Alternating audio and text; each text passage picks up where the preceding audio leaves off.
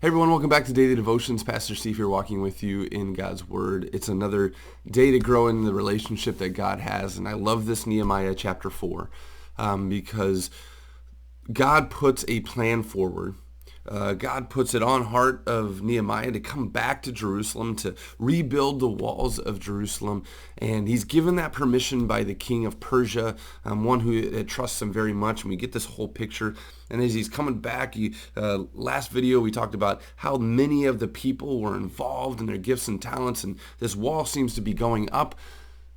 But even though it's God's plan, even though it's God's way, even though it's permission from the king from far off Persia, there is always going to be opposition to the ways of God. Now, I want to correct my statement real quickly, as I always don't want to use always or never, right? Because the reality towards that is there is not always going to be opposition to God's way. But while we're here on earth in the life that we live, on this side of heaven, there's always going to be opposition to the way of God. And the one who brings about that, the evil one, is going to mask himself in all different kind of ways, all different nations, all different governments, all different people, to bring forth the opposition of the evil one, because he doesn't want the way of God to succeed. Now, he doesn't have power over that. We have a God that's way more powerful than that, but yet it always trips us up. It always makes us stumble. And then we get to see that in Nehemiah chapter 4. They're rebuilding this wall. They've done the gates. They're repairing the wall. But here comes the opposition.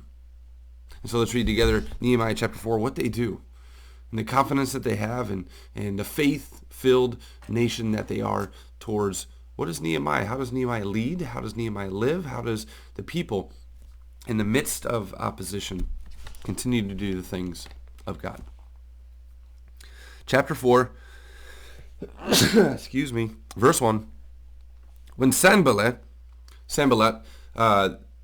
Nehemiah chapter 2, verse 10, they were the couple people that were kind of opposed, and as we see, the outside nations, Sanballat, and as we get to see coming up here, Tobiah as well. You can go back to chapter 2, verse 10 to check out what their opposition was. It says, when Sanballat heard that we were rebuilding the wall, he became angry and was greatly incensed.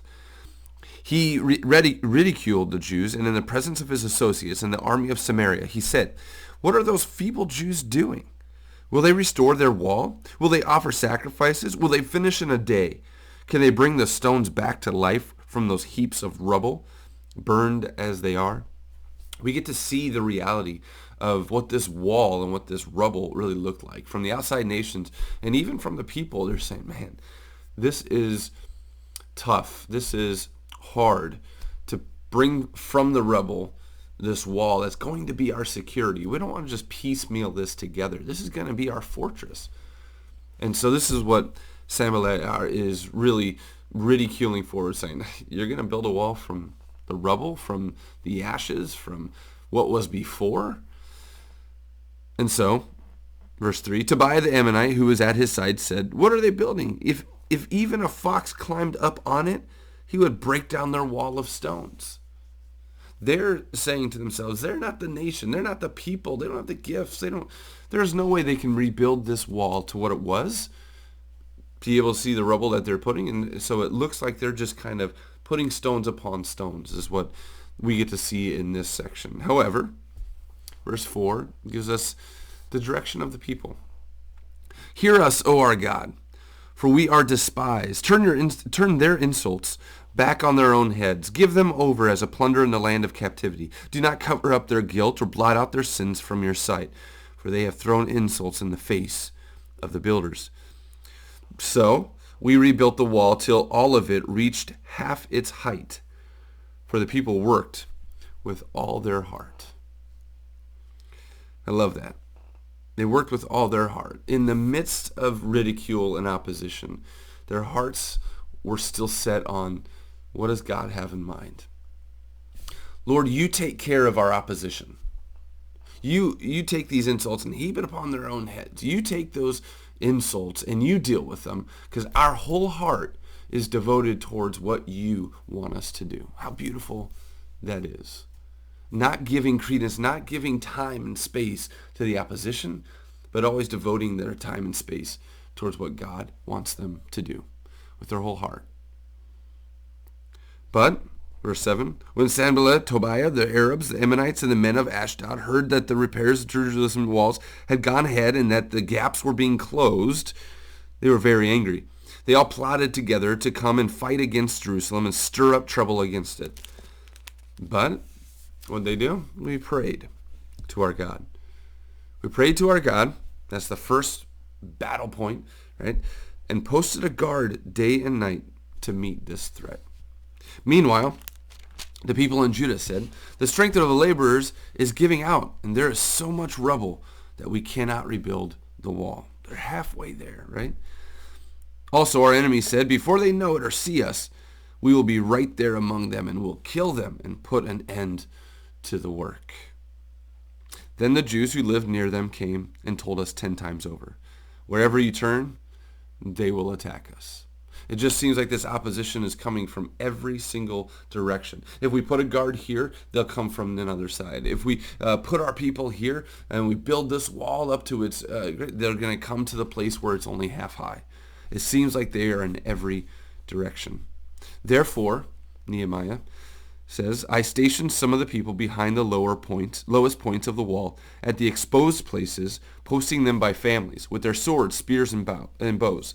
After I looked things over, I stood up and said to the nobles, the officials, and the rest of the people, don't be afraid of them.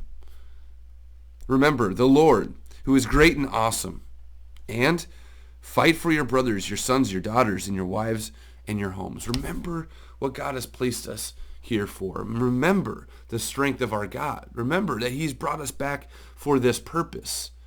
Remember that God will fight our battles, as they know that Old Testament narrative over and over again. This is that same God. It says, remember the Lord who is great and awesome. That brings them back to the narrative of their ancestors before, of what God has done and what God will do. A faith-filled statement Nehemiah is bringing to his people and say, don't be afraid. God is with us, and our purpose is to be able to really make way for our families, for their protection. And so he went right at the heart once again of his people. When our enemies heard that we were aware of their plot and that God had frustrated it, we all returned to the wall, each to his own work. From that day on, though, half of my men did the work, while the other half were equipped with spears, shields, bows, and armor. The officers posted them behind all the people of Judah who were building the wall. Those who carried materials did their work with one hand and held a weapon in the other. And each of the builders wore his sword at his side as he worked. But the man who sounded the trumpet stayed with me. Then I said to the nobles, the officials, and the rest of the people, the work is extensive and spread out, and we are widely separated from each other along the wall. Wherever you hear the sound of the trumpet, join us there. Our God will fight for us. How incredibly smart. And I love this picture of the people, but also the church. When we spread out, when we go about our ways. But then when the opposition and the attacks come, listen for the call. Listen for the trumpet so we can unite and gather together and be able to thwart the opposition, the attack of the evil one. We do it together. When we spread out, when we get isolated, when we go into our own lives and forget about rejoining and regathering as the church, we can be an easy target. But not when we all come together.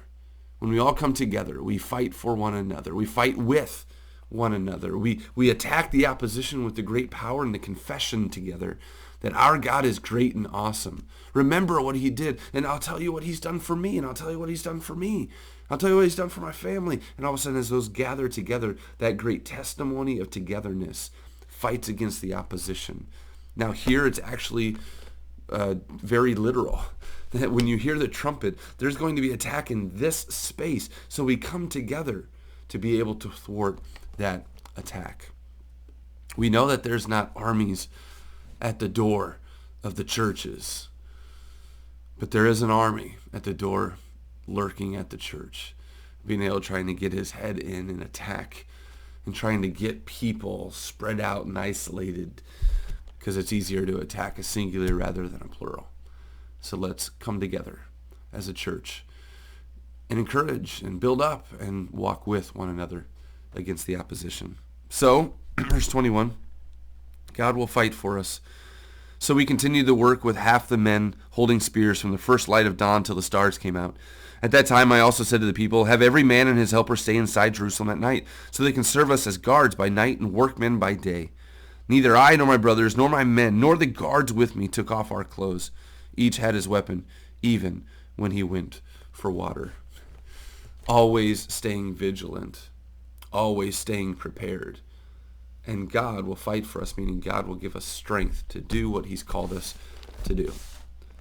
Brothers and sisters, God is fighting for us, has fought for us in the Messiah, Jesus Christ, has won the victory over sin, death, and the power of the devil. God is with us. God gives us the strength. But also God also has designed us to be together, not be separated, but be together, to be able to walk forth in the church and the great mission that we have, not to build walls around Jerusalem, but to build up us as people, ready for the battles of our everyday against the opposition, and to win, because God is fighting for us. Have a blessed day as you do face battles, but as you hear this incredible confession together as the church. God is with us. If God is for us, who can be against us? Let us be confident in going forth as the church with the incredible gospel of Jesus. Have a blessed day.